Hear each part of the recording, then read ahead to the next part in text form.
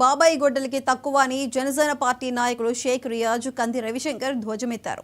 Deputy CM Pawan Kalyan పై మాజీ CM Jagan వ్యాఖ్యలను వారు ఖండించారు. 2024 ఎన్నికలకు ముందు వై నాట్ 175 అనే నినాదంతో ఎన్నికల బరిలోకి దిగిన జగన్ కు రాష్ట్ర ప్రజలు తగిన బుద్ధి చెప్పి 11 సీట్లకే పరిమితం చేశారని అన్నారు. 10% సీట్లు కూడా రాని వైసీపీకి ప్రతిపక్ష హోదా కావాలని జగన్ అడుక్కోవటం విడ్డూరంగా ఉందని ఎద్దేవా చేశారు.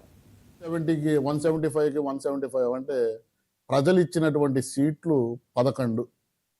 ఈరోజు ప్రతిపక్ష హోదా లేదు. కనీసం ప్రతిపక్ష హోదా రావాలంటే అందులో 10% ఉండాలి 175లో.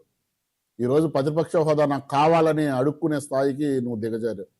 ప్రజలు నీకు ప్రతిపక్ష స్థాయి అంటే అధికారం నుంచి ప్రతిపక్ష స్థాయి హోదా కూడా లేకుండా చేసినా నీకు సిగ్గు రాలేదంటే నిజంగా నిన్నేమన్నా జగన్మోహన్ రెడ్డి అని మేము అడుగుతున్నాం.